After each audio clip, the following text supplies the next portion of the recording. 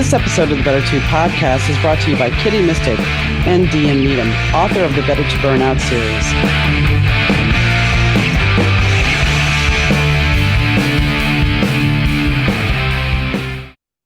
Today, I would like to tell you a little bit about one of my favorite places, Synergy Collective, a bohemian lifestyle brand curating wellness for the mind, body, home, and soul, located in the heart of the Midwest, Rockford, Illinois.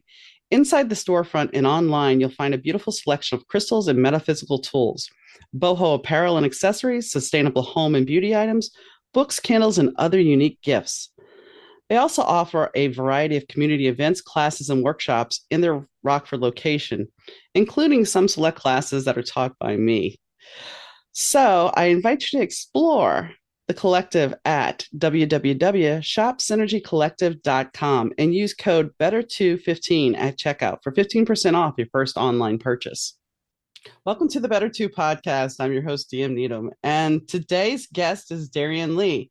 Dariann Leigh is an up-and-coming country artist, and, well, we talk about how she has some very, and I don't want to use the word, but we're going to use a cliched because we talk about that, humble beginnings. Her town where she grew up in only had 713 people, and she wanted to be a country singer. She wanted to follow her dream, and we talk about how she did that, how she went from a small town in Minnesota to Nashville, Tennessee. So tune in. Hey, Donna from the Better 2 podcast here. If you've listened to my show, you know that it always sounds great. That's thanks to the guys at Third Ear Audio Productions. Third Ear Audio helps podcasters, broadcasters, musicians, and business owners get their important messages out to their audience. Rich and the Third Ear Audio team are easy to work with. They're efficient and understand that your message is important to you. With quick turnaround and the true caring of your needs, Third Ear Audio is your go-to for any audio message. Reach out to Third Ear Audio at 312-388-5596. Rich and his team will deliver for you. That's 312-388-5596, or you could email them at info@thirdearaudio.com or visit them on the web at www.thirdearaudio.com. Hi, Dariann. How are you doing? Hi, I'm good. How about you? I'm good. So I want to dive right in because I was reading your bio and you come from a small town of 713? The true definition of a small town. Yeah, like the genuine small town. I mean, I currently live in a town of 9,000 people and still people consider that a small town, but right. Yeah, so a smaller city in like my perspective. Yeah. From more. I mean, and here's the thing, you grew up in a small town. So when I was a teenager, I lived in Shreveport for a bit, from New Orleans to Shreveport, which was a culture shock all in itself. But to me, that was a small town. And I know it's not a small town now. But right. And I had big dreams about being a musician and everything. So for you as a little girl, growing up in this small town, I mean, and even being a teenager, how did that really push you to have your dreams and to pursue those dreams? Because it's the whole cliche, no offense, it's the cliche of the small girl needs to get to the big city to have her dreams. It really is. And that's what I was going to say. It's like the tale as old as time. You're in a small town, you want to go to a big city. I think for me, the weird thing is that Nashville feels kind of like a small town, oddly enough, purely because I feel like everyone knows everyone. Now, granted, it is not at all a small town. It is, in fact, growing and flourishing like crazy. But when I came here for the first time, it was so ironic to me how much it felt reminiscent of towns similar to my hometown, where it's not like you're just being eaten by this huge city, like the city is a beast and you're just being eaten by it. Like it feels like you can like genuinely breathe in it, which I think is probably the only reason why I was able to like really make that huge transition, because it is a vast difference from what I grew up with. Oh, I'm sure. And partially, I think the reason it feels more like a small town is because you're part of the industry. Because when I worked in insurance, everybody knew everybody. It's like you're on the phone with somebody else from a different company, like, oh, how are you doing? How do you like the job change? So I get it. It's weird, but it does. Mm-hmm. And it happens in a lot of industries, whether it be music or the corporate world. If you have enough people that you've been in the industry for a while, you build up that small town family feeling. Exactly. Which is cool. I think it's special. It is. It is. So you decided you were going to make this leap. What did your parents say about this? What did your friends say about this? They're all very supportive, which I feel like if we're talking about like the typical Tale as Old as Time movie, somebody's always going to be begrudging on it, like not the biggest fan of it. I feel like I had the entire opposite experience of that. Everybody that I know has been, they're all very real. Like you're taking a risk. And we all talked about like the pros and cons of moving away from everyone and what that actually means because it's not just moving here and writing songs and working on music every day. There's things that still happen at home. Like there's still life happening in all places. Everybody has always been so supportive of it though, and I don't know how it would have been to have struggled with people being not supportive of it because I've had the exact opposite. Well, and as you said, this is what people do not think when about the entertainer, the musician, singer, writer, whatever. You have real life to do. You still have laundry to do. You still have food to cook or go out and get Right. takeout. You still have all these mundane things to do. And sometimes that's a creativity killer because there's no Right. time. Right. So how Which do you is, go ahead? oh, I just said that's so true. I'm sorry. No, no. So how do you balance that out for yourself? I would love to pretend that I'm an expert in balancing it out, but I definitely still struggle from the day to day with just balancing having an actively lived life. Like my apartment's a mess besides what you see behind me right now. Like everything else looks like I'm in and out in the morning and I have zero time to clean at night after making dinner or taking food out, whatever the situation is. So I try my very best. I typically do Sundays off, which I think has been exponentially life changing. Just to have a day where I'm like, no, I'm not going to commit to anything, at least for a set amount of hours. Where I'm like, I'm going to just chill and clean up, throw my clothes in the laundry, or at least put my clean clothes in my closet so it's not just living strewn amongst my apartment. I try my very best, but I'm definitely far from perfect. But then you have the whole experience of you've been on tour as a headline, well, not a headliner, but as an opening act. Yeah. So being gone for a certain amount of time, how do you negotiate that back into your life, your normal life? Because I mean, you're on the road and then suddenly you're back home. Right. It is such a complete parallel from one another, too, because when you're on the road, you're just living out of your bags. And I almost kind of prefer that because I feel like I'm much more organized when everything is in one small space.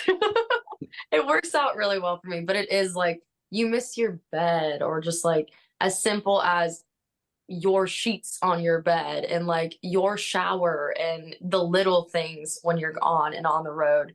But I love each of them. Whenever I'm home, I wish I was on the road. And when I'm on the road, there's moments where I'm like, man, I just wish I could sleep in my own bed. I think there's a lot of musicians that go through that. They want, it's the whole adage of the grass is always greener on the other side. It's Yeah. like you want what somebody else has, but then when you get it, you don't really want it. So Right. it's the same thing with touring, I would assume. Right. And I love both of them. Like there's fewer things that I love more than writing music and performing music. And each of them I love so much. But yeah, when you're in it, sometimes like you're in the thick of it and it's getting heavy, which I love. Like I love putting my nose to the grindstone and going to work. It's my favorite thing. But it does get tiring sometimes. Like the real talk behind it is the artist you're seeing on stage is probably a little bit tired, but you are the one that's energizing us to give you energy, which is it's such an energy shift. Like I give to you, you give to me. It's just a beautiful melody that goes on and on and on. And I don't think people look at that, because I do energy work on the side. I read cards and stuff. And the fact is, I don't think people recognize energy as for what it is, and that you are actually constantly giving and taking energy. Even this exchange right here, we're playing off of each other, and that's the Right. thing. It's like when energy flows and you have a good rapport, good connection with your audience, and they're vibing, you're gonna feel it. You're gonna be supercharged. Right. But and then that leads to another problem because then when you get off stage, then there's that void. Right, right. Like the come down from being on stage is wild sometimes for sure. People don't understand. Most people don't understand the stage high. They don't Yeah. get it. And that is really what it is. Like people will ask me, especially like when I play downtown, like you're playing till 10, or I have friends that play till crazy hours, and they're like, what do you do afterwards? And you're like, you don't really sleep for a while because you need to let your brain process everything that you just did. And like, also you're exhausted. I at least am. I run my little butt across stage like I'm running away from things sometimes. Like I just love to run. It's my favorite thing to entertain. And I come home and I'm like, I'm tired. Like my body doesn't hurt yet. Tomorrow morning it will. Hmm. But like you're just tired, but like you can't go to sleep yet because your brain is so busy processing everything. I mean, this is nowhere near that. But when my first job was, which was McDonald's back in the day when you didn't have all the accoutrements you have Yeah. now, I'd work till close, which was illegal. But, you know, they let the high school kid work till midnight, which, you know, whatever we Yeah. can get away with. And I remember coming home and it's like, I would put on, because I'm an 80s child, I would put on like MTV or night tracks and just watch music videos until about 2, 3 in the morning because I had to shut myself down, even though I was ready to go to bed physically. Right. Mentally, you can't. Exactly. And it's almost like you're fighting what your body really needs, but your brain is like, I'm not there yet. You got to give me some more time.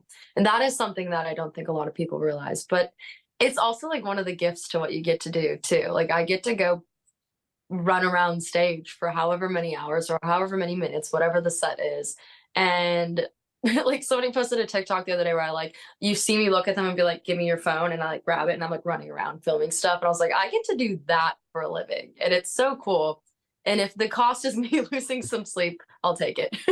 Yeah, I mean, you can always catch up on sleep when on your downtime. That's totally fair. So, you know, back to the transition thing though. So the little town of 700. I mean, you're playing audiences. I'm sure in some cases when you opened up for like Big and Rich that were much larger than your hometown. Yeah, yeah. So how does that feel? I mean, I've heard stories where as a musician, because I've only played a small couple of places, but as a musician, you usually try to figure out a couple of people to play to try to get over that stage, Mhm. that large, the vastness of the audience. Right. So what is your trick to doing that? I mean, I know you're running around a lot, but you still Right. have that focal point, I'm sure, somewhere in that audience. Yeah. I sometimes feel bad for the person that becomes like my focal point because I'm like, they're probably like, why is she staring, like looking at me so often? And sometimes it's fun, but like, I imagine like if I'm singing a sad song and I'm just like staring at someone, they're probably like, move your eyes just a little bit." But I honestly, it is that like you find your people, but also you find your groups. Like it is wild how you look at an entire sea of people and you can still see their groups and their people, and you can almost differentiate like who are the ones that just became friends just now because they're next to each other and who came with who. And it kind of just becomes this wild like everybody's just living in the moment. So I feel like I go from like people and groups to just like as a whole because it's wild not to. And it's I don't know, the whole process is crazy. I played a festival a handful of years ago that had an outrageously awesome amount of people. And it was the most unreal experience I've ever had in my life. It was wild and it was honestly really humbling though to be one person as well as your band, like a sole 5, 6 people entertaining a sea of people in front of you. It is wild.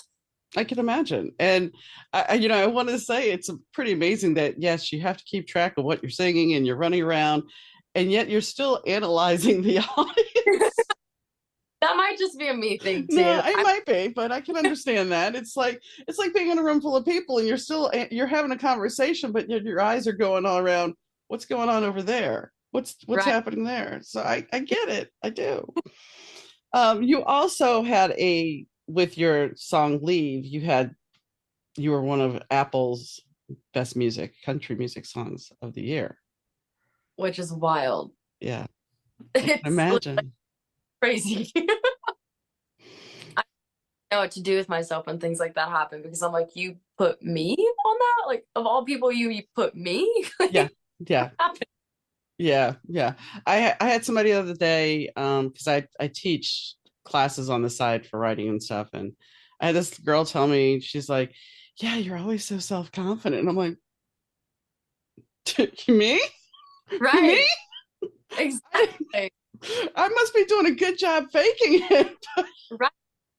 Because I think even as a performer, teacher, performer, whatever, you put on this air that you've got it together, but Right. yet internally, sometimes you're like, can I really do this? Because imposter syndrome, I'm sure, sometimes creeps in.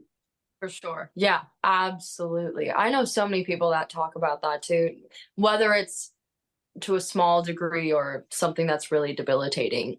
It is very real too. And you do put on that air because you're the performer and you're having all this fun. But what I always tell people, it's like I'm showing up to a different form of work and it doesn't feel like work for me because I love what I do.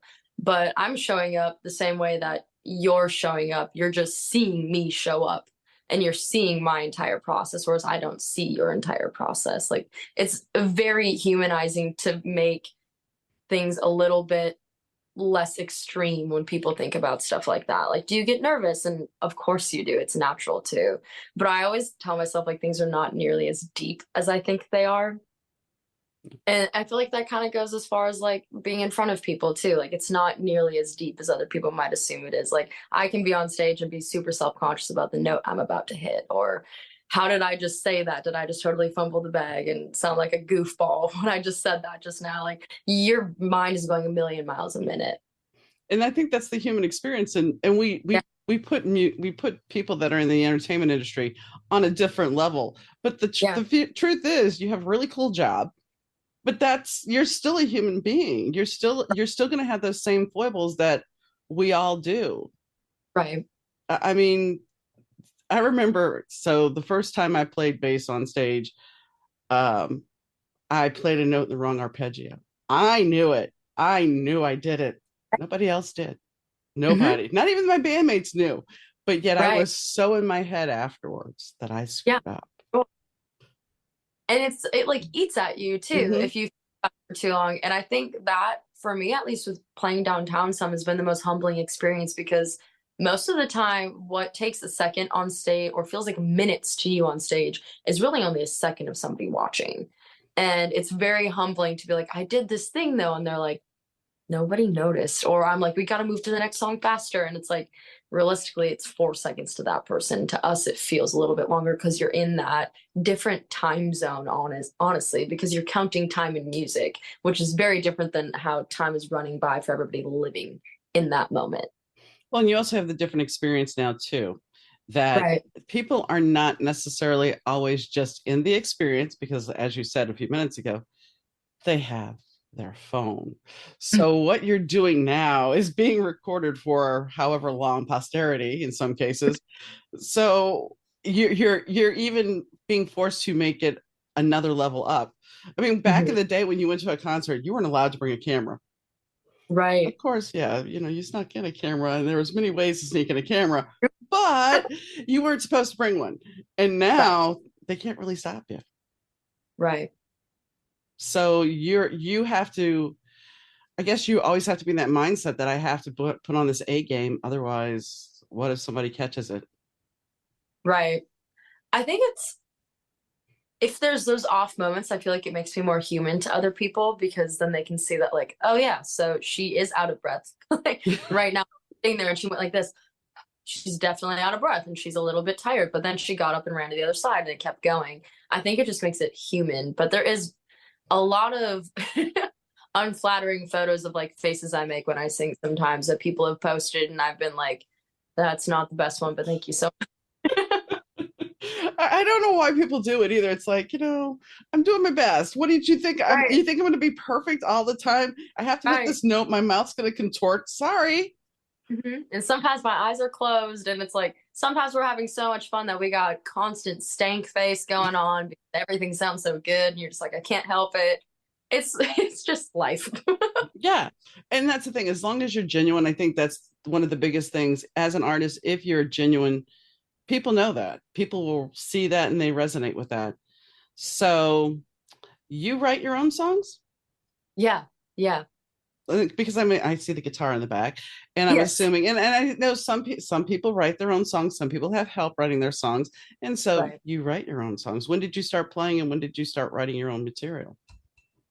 So I started writing really, really young, well before I even knew what the concept of writing a song was. So starting from such a young age, I then grew into actually learning the structure of what it is to write a song, not just diary entries that I put a melody behind. And I think I was about 13 when I picked up a guitar. I had played piano for quite a while before then and played percussion all throughout high school. And I just kind of felt like it wasn't filling the void of trying to write music.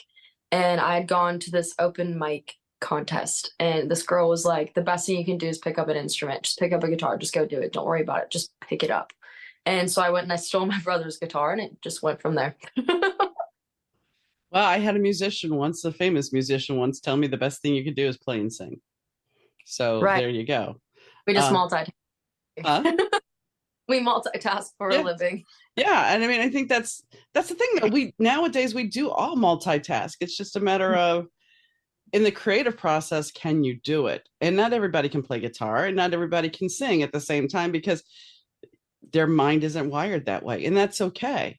But it takes talent. And I want to say that you, with having the percussion background, you basically, besides knowing how to play the guitar, can build your song from the rhythm section all the way through.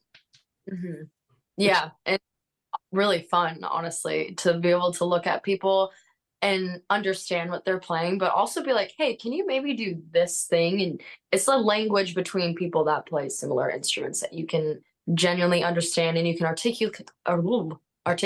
Ironically, I couldn't even say you can articulate what you're trying to say with them best and what you would like for them to do. And it's perfect. Honestly, I don't really know what compelled me to choose to do percussion all throughout school because it's certainly not the smallest or the lightest instrument to choose to carry around from pet band to whatever else we were asked to do. But something compelled, oh, jeez, something compelled me to do it. it's okay. Sometimes we get tongue tied and, it For just sure. happens. Oh my gosh. Sometimes it just happens. So I want to ask you, what was the inspiration for 10,000 miles? Yeah, that one was my boyfriend who is in the military and he was on a deployment. And I was actually in Nashville. I wrote it in a hotel bathroom. The acoustics are great, by the way. And it was honestly one of those, you hear about them every once in a while, like 15-minute writes, just sat down and poured my heart out because I was missing him. And you feel very alone when you're in those moments. Like nobody else can possibly understand what you're going through. And this is just so hard. And then you open up your eyes a little bit and take your head above the water and you're like, wait, there's a bunch of other people going through this exact same thing. And I'm most definitely not alone. And in releasing the song, I really, really realized that as well, because I've had so much of a response from it that is people that felt that way that were also like, wow, I'm actually not alone in this. There is other people in my exact situation or something similar to that feel the same things that I feel. And it was really such a blessing to be able to release it when I did and to have even just written it because it was very therapeutic for me. I always say it was like a diary entry. It's very filled with every ounce of my soul, my body, and my spirit is in that song. And I think that's what makes it so relatable to people is because it is so real and raw. And I think you touched on something there that we all think that we're the only one going through that experience. And I think Yeah, that's, if you go back generationally, you were not told to share those experiences. You were told to keep them bottled up and you were told nobody else knows what you're going through. They don't get it. And that's not necessarily true. I mean, I've been very open. I was fortunate enough when my parents split because I started acting out. I was like 10. My mom's like, oh, well, you're going to a therapist. Okay. So I learned about therapy at a young age and wow, and I was okay with that. And I'm glad because it was a saving grace. right, But ultimately, for my mother, she needed therapy and she never got it. So that's a whole different story. But the fact is, if you're open and you're willing to share, you're going to find people that have maybe not the same story, but they'll have right, similar stories. Because I was talking to somebody the other day and they were sharing about their experience with COVID and how they thought they had lost their senses of smell and taste. And at the same time in 2020, I was going through the loss of my husband. And I said, the things we don't talk about with grief is we think about grief of a loved one. I had a friend mm, lose her business, it burned down. There's grief of business, there's grief of loss of friendship, there's grief of your life as you knew it. but we don't talk about that. And even Right. even though your boyfriend came back and he's fine, I'm sure, there was still that grief part because we don't discuss it as grief. Missing, Right. we don't, but it's part of grief because part of our heart's missing. Right. That's so true. But we don't acknowledge that. We acknowledge grief as death, but there's so Right. many other forms of grief. Right. That's so true. Wow. Sorry to be. Wow. No, no, that is so true though, is the thing. And I think a lot of people would feel very validated hearing that. It's just one of those things where we don't think about it and we just keep going. So I take it he did come back. Yes, yes. But during that time, I mean, when you accompany missing somebody, there's a grief. You're depressed, you miss them, they're sad. I mean, those are all stages of grief. And so that's why I brought that up, because I don't think we ever look really encompassing at grief as the bigger picture. We just look at it as somebody died. No, no. Right. And it always goes so much deeper than that. And there's so many different levels of it too. I Hmm. think that for music for me has always been not even necessarily viewed as a career, but also just viewed as a lifeline. I write music because it's what I need to do to get through my day. And I perform music because it's what I need to do to exude and get rid of some of the different things going on in my head and whatever I'm thinking. And I think all we want as humans is to feel some sort of validation and to feel seen. And music is often a source of that. For me as a writer, if I don't write for a certain amount of days, which it's been a month, and yes, I can feel that it's getting antsy that I haven't written. And it's like, as a creative, you have to do that for your soul, for your mental health. It doesn't matter if it's garbage. You still have to put Right. something down. You still have to play the guitar, something that's going to inspire your creativity. Right. And it's exactly that. I was watching a video the other day about several different women that have had movies or cinema. They'd had their songs, singles had been in cinemas, like Billie Eilish with the Barbie movie, and the list went on and on and on. And they were talking about that exact same feeling. And I was like, wow, it's really cool to see that from many different scales and different levels that like as artists, that is what we crave the most, is just to like put pen to paper. And I don't think people realize that because, at a certain point in schools, they're like, well, creativity is not worth anything, but it inspires the mind to think outside that box Mhm. and to give you a different perspective of maybe what's going on in your life. Right. So when we talk about blame it on me, well, where did that come from? That one was actually, I've had the honor of, I've written many of my songs and I've written many songs with other people and I write all the time. But I actually had my producer send me that song. Him and his wife had written it. Their names are Butter, Mark, and Emily Fortney. And they sent it to me and I was like, did you know I was supposed to hear this in this moment? Did something tell you that this song needed to be sent to me right now, outside of the fact that we're trying to choose another single? Like, outside of the obvious, what made you choose that song? And it just felt like an anthem, but it also feels so reminiscent of that 2000s early country era. And everything about it was seriously like, I felt like I wrote it. Like I was a part of it, which I had the honor of being a part of it by putting my heart into what they put their soul into. And it's so cool to be able to release songs that other people have written on too. It's a very different and unique experience that I think sometimes can get overlooked because we always like to hear about the person that wrote the song. But it's also just as special to release somebody else's song too. Oh, it is, because then you're part of a collaboration. It's a continued effort. It gives you an opportunity. Yes, if you heard something snore, that was my dog. Sorry. Uh, but the thing when you collaborate with something, there's other ideas, and once again, we're at that process of we're outside that box. So Mhm. I'm showing my talent differently because it's not going to be the same. Even if you put your voice to it, there's still going to be something slightly different, Right. Exactly. and that's You kind of bring flavor to it. mhm, the magic comes there. It's Right. like there's something different. So if we look at "Let Me Go," you have this song about missing somebody. Then we have "Let Me Go." So where'd that go? Where'd that come from? Right. Let Me Go was very much so a variation of past relationships. So 10,000 Miles was written well after that time frame. But I actually wrote that with one of the writers on Blame It On Me, Emily Fortney, as well as Sky Claire. And we were talking about the ridiculous experiences that we had had with people that we had been in relationships with and how they faced, you either faced being broken up with or they had faced being broken up with. And I talked about an experience that I had had breaking up with someone and very mutually, really, but how it can still get so dirty. Intentions can be as pure as you want them to be, but it's still emotions. And sometimes emotions are heavy and it's a lot. And we had all talked about all of our different experiences with that sort of a relationship and really just molded it all together and created that song, which I still am so proud of. And I love that song. And people still ask to hear it all the time when I play it. People are screaming it. And I don't know, I feel like that song for me is like a song of the ages. It's a good song.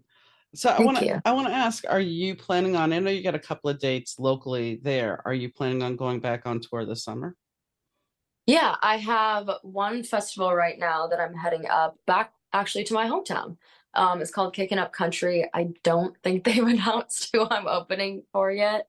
But it's going to be a lot of fun. And And I love that I'm really just writing my brains out right now.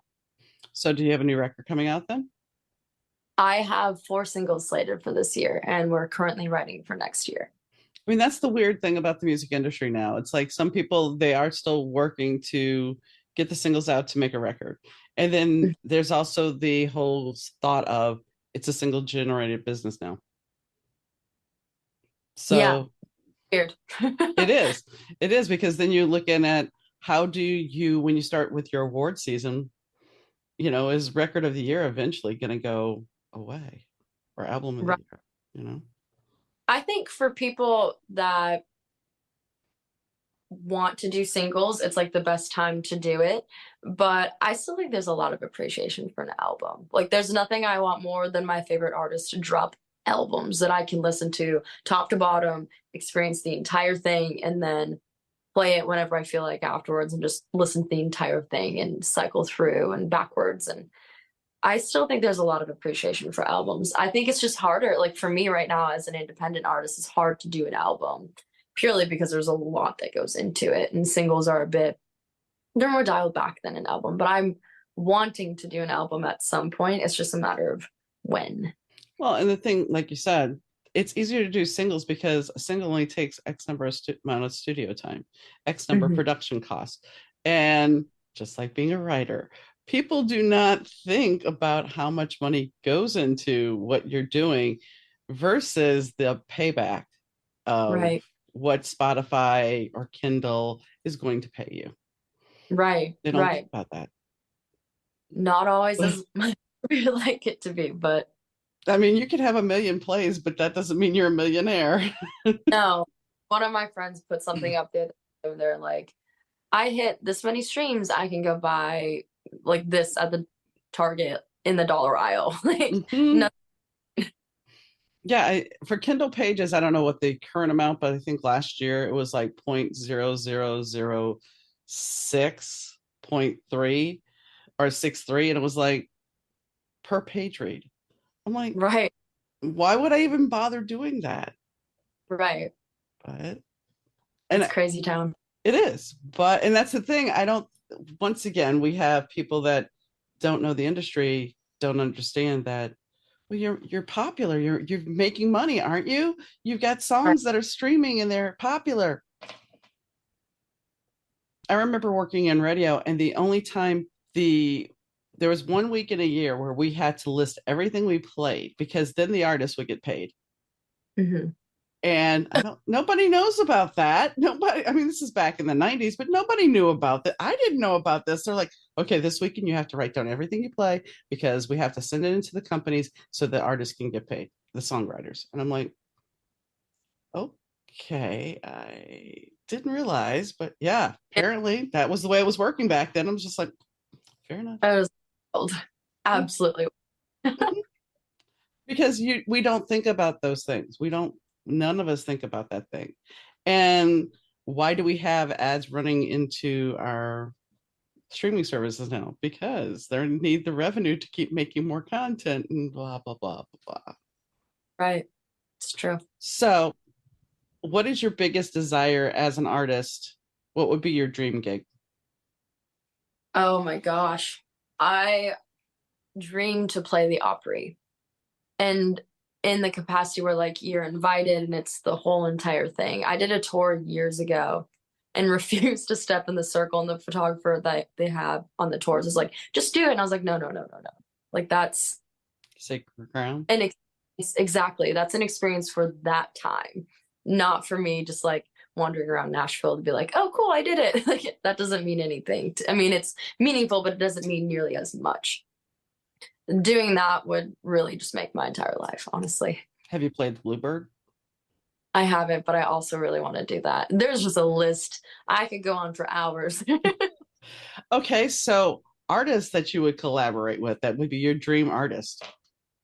Oh, I love Carly Pierce, and her recent single is incredible. I got to see her perform it the day after it came out, and it was so beautiful.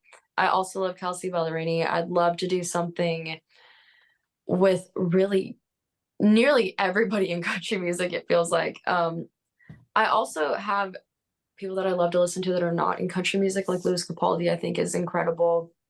And his voice is so emotional that if I had the opportunity to work with him, I think it would be the most magical thing I could ever experience.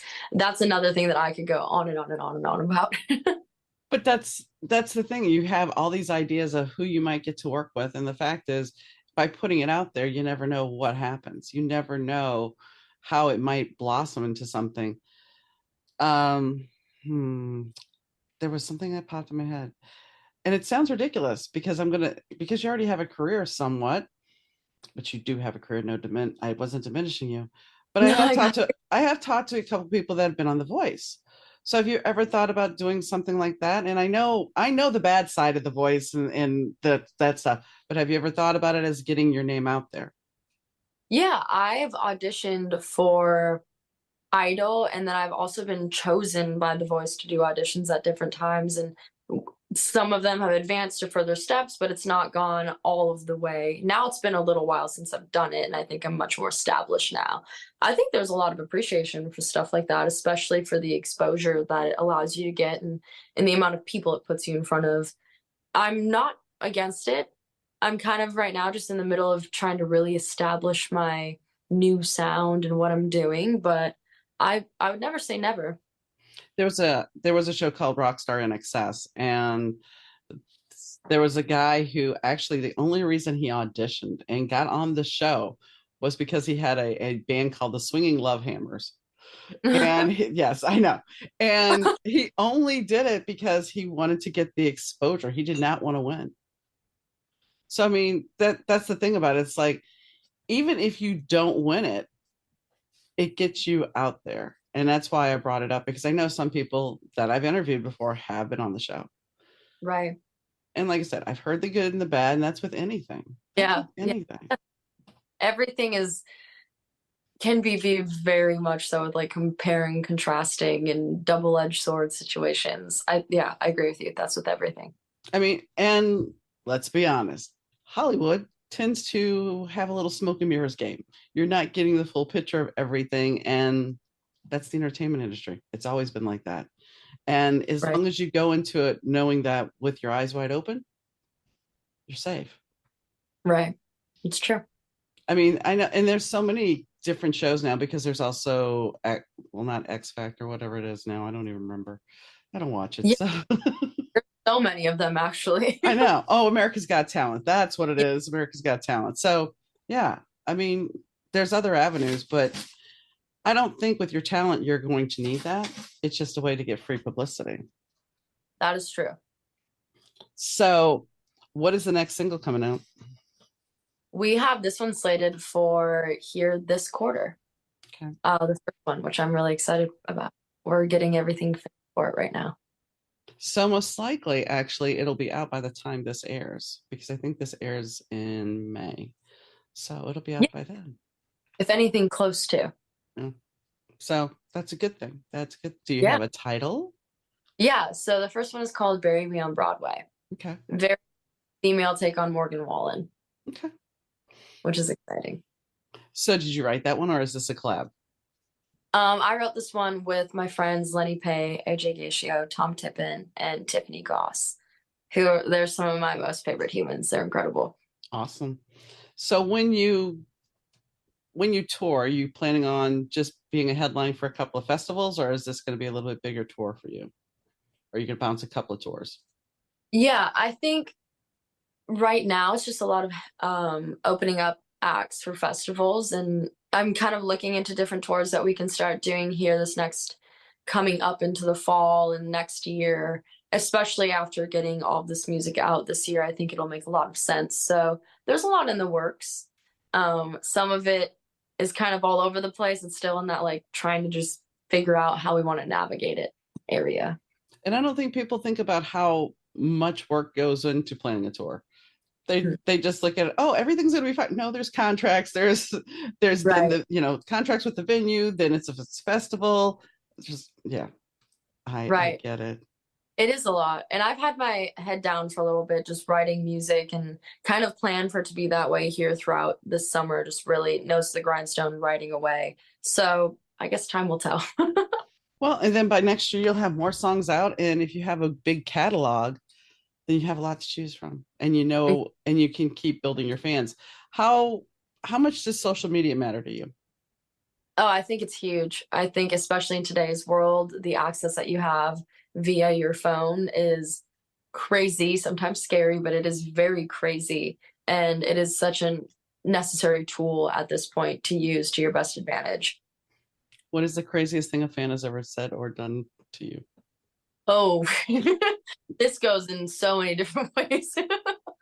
um, Geez, I get a lot of weird DMs. I get a lot of weird DMs. Hmm. Sometimes there's like there's occasionally little hate comments which are honestly for the most part really funny because they're literally ridiculous.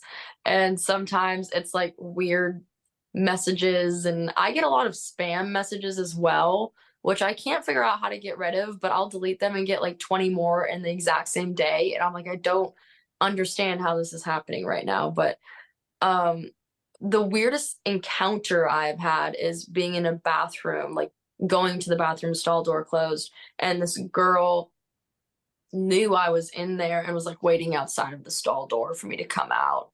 And like told her spouse that I was in the bathroom and she was waiting to get a picture. And he was like, "Don't do it." And she's like, "I need to get a picture." And she's like waiting literally outside of the stall. And we all know how girls' stalls are. It's like you can see through the door. So I'm sitting there like trying not to make eye contact, literally stuff up, like come out, open it. And I was like, because it literally was the photo right then. And I was like, that was really wild. I mean, she could have waited outside the bathroom to give you, Right. Or like let me wash my hands yeah, even. Like yeah, nothing. something. She was very, very sweet, but it was very, very weird Yeah. and just absurd.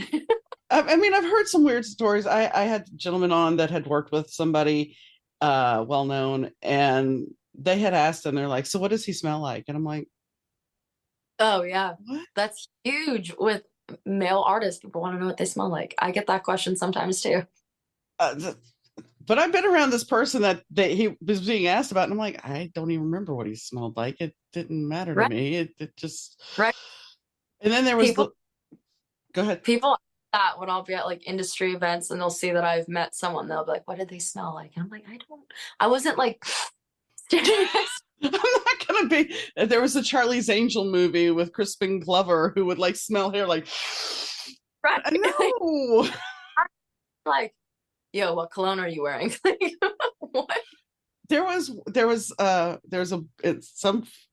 some guys wrote in his bio that there was a fan that came up to him and said, I got your cold. And he's like, what? She goes, you did a press conference last time you were here and you were blowing your nose. And so I stole your Kleenex out of the trash can. And then yes, No, yes, yes. I can't do that. That's too much. I remember back in the 90s, I saw on eBay somebody had nicked Johnny Depp's cigarette butts and they were selling for like $700. And I'm like, and they had a Crazy. certificate of authenticity, which was basically him in another picture holding the pack of cigarettes. I'm like, firstly, here's my question. What are you going to do with the cigarettes? Are you Right. going to put them to your lips and act like you're what? Why? I don't know. Whatever fits your fancy, I guess. Not I'm Yes. if Not my friend judging, just questioning. right. We just have questions. Some big questions unanswered, but still, Right. I can't think of picking somebody's Kleenex up or cigarette butts, and that's just Mm, skanky.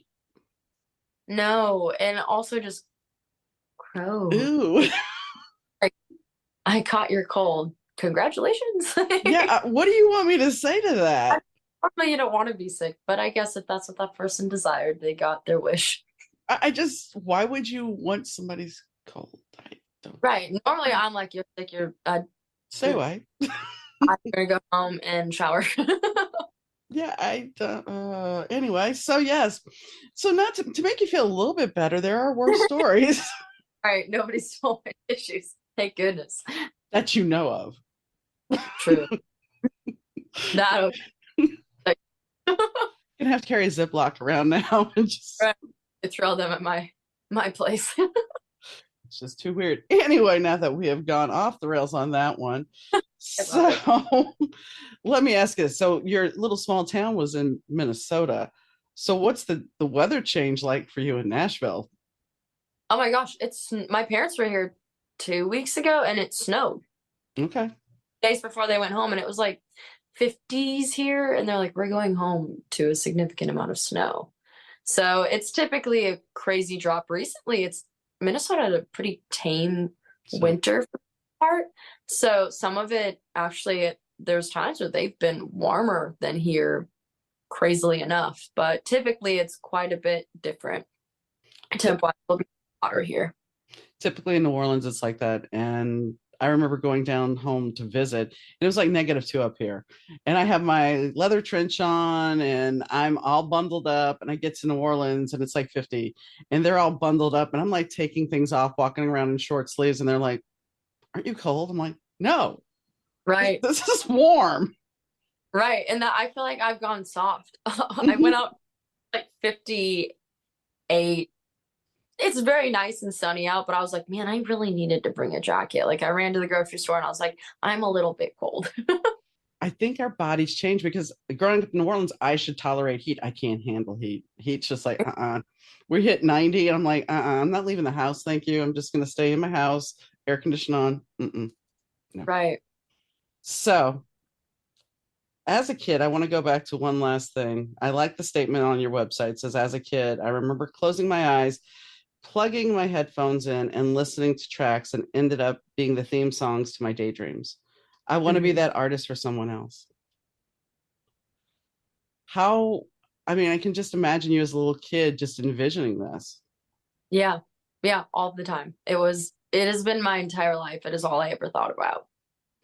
So, Watching Disney, holding a microphone, pretending to be whoever was on the Disney Channel or whatever I was watching. so when people asked you what you wanted to be when you grew up, you told them you're a singer? I think there was a while where I tried to figure out if there's something else that I wanted to do because typically, especially in the age that I was in, it's a lot. And I think it's changed even since then. College, like you need a job. Yeah. And I did go for a while and I left. I was there for a semester and I was like, this is not what I want to do. You know, you're oftentimes people ask you to get like a backup and not ask you, but they'll tell you you should. And you'll feel kind of like you have to. Like if you don't do the backup, then you have nothing and you're just going to ride out life and you're not going to have anything substantial.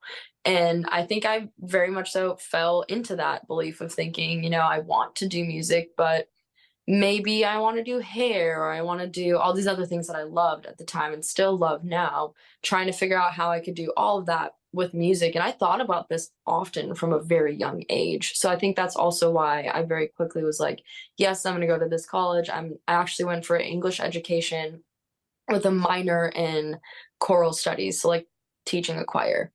And I was there for a semester and I was like, this isn't what I'm wanting to do. I played 30 shows or something like that in the month of December while also taking all of my finals. And I was like, this isn't it. No. This is not the life that I'm trying to live. I'm not trying to go to school for 4 years and get a degree that I don't intend on using. So you're paying all this money for something you don't really want and not do what I'm actually wanting to do. And I feel like I genuinely needed that semester to really come to that realization, which is unfortunate for my wallet, but it was necessary. It is unfortunate, but the fact is, my mother did the same thing. When I came on and said I wanted to be a bass player, she's like, "Yeah, you need a backup plan. You really need a backup plan." And I tried college twice. In fact, the last time I went, I had a full ride, had a Right. full complete ride. Wow. And the fact is, I was dealing with my dad, who had a drinking problem at the time, and I had moved back home. I had ended my marriage, so I was not in the best headspace to go to college. But I also sat there and said, I'm already doing broadcasting. I'm majoring in broadcasting. I already know how to do this. Why am I going to college for it? I got into Right. the industry without a degree. Mhm. And I think Right. that's where sometimes we luck into careers without it. I remember somebody told me, because I was doing mail file at an insurance company. And I said, "So how can I become an adjuster?" "Oh, you need a college degree." I became a claims supervisor. I worked in mail file and worked my way all the way up to claims supervisor. And I didn't have that degree. So I think when Mhm. people sit there and say, you need that piece of paper, it doesn't necessarily ring true. And all it does is, in some cases, like you said, hurt your pocketbook. Right. Fortunately, my first foray into college, it was still reasonable. I think my first year of college was like $1,200 with books. Wow. Wow. Yeah, yeah. Crazy It book. was LSU Shreveport, and that was 2 semesters. That was my books. Yeah. I remember buying books and being like, wow, that was not what I expected it to be. And my brother had actually gone to the college that I was attending and was like, go on to the Facebook thing and buy all used books. If it's a little bit off, it's a little bit off. You might suffer a little bit, but it's going to be so much more worth your money and not buying so much more for nearly the exact same thing. And I honestly enjoyed education. I do. I love being taught things, but I think life and being an adult is consistently being taught and teaching. Like Mhm. living is to learn and to teach. And I think once I realized that, that's when I felt a lot better about my choice to not continue to attend college. I am somebody that loves structure and which is very ironic being in music, but I loved being taught different things. I didn't always do great at all the things, but I do love that being taught different things, which is perfect to what I do now.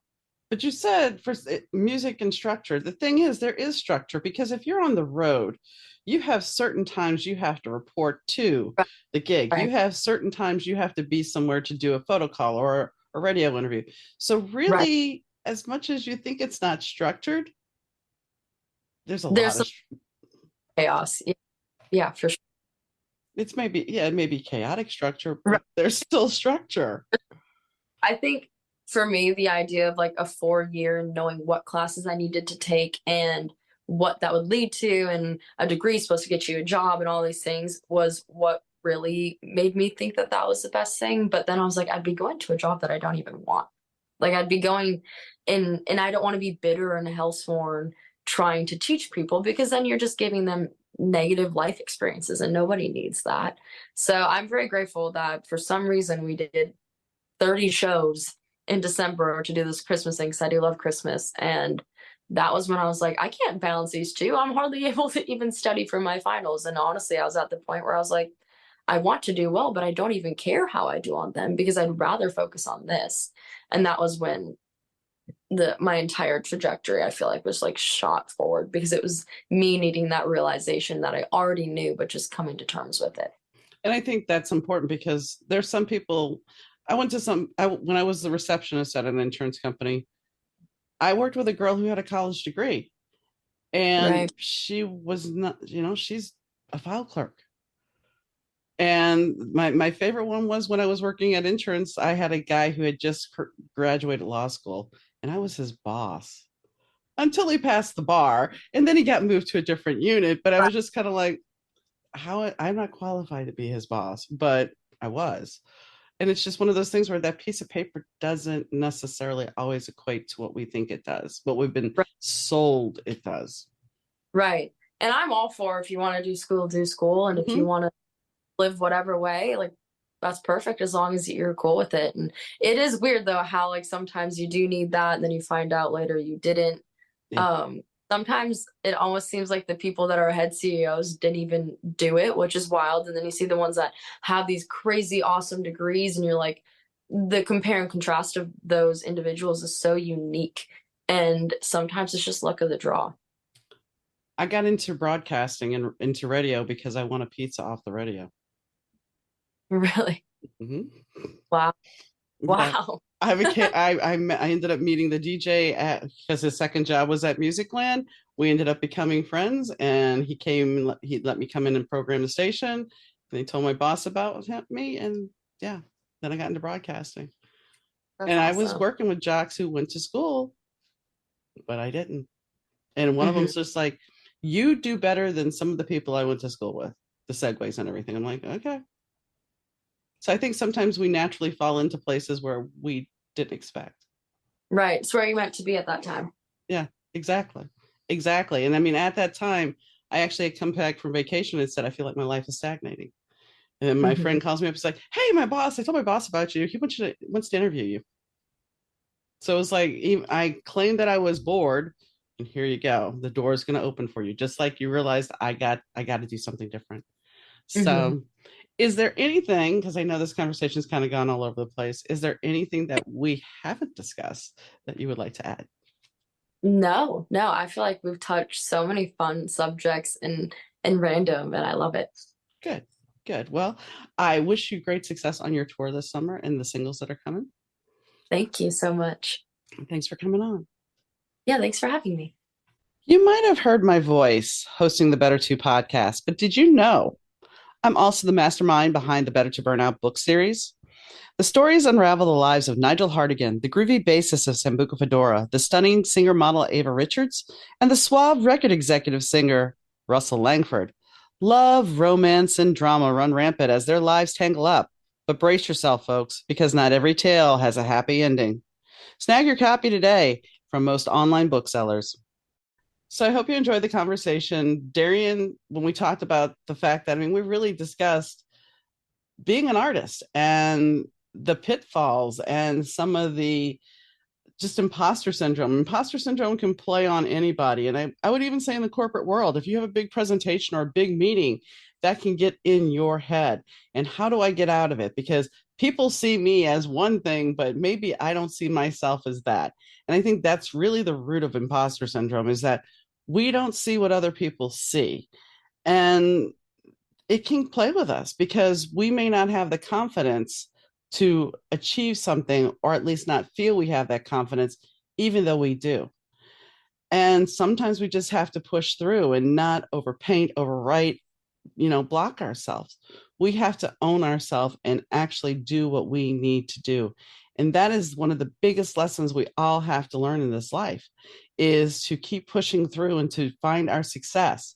Now, as we were talking near the end, if college is for you, then do it. If you have a career path in college and it's going to make you be the person you want to be, then do it.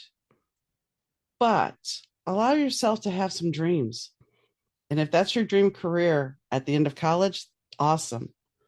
But if it's not, and if you're in a job, because I've talked to people that are in jobs that they can't stand, I was in a job that I couldn't stand.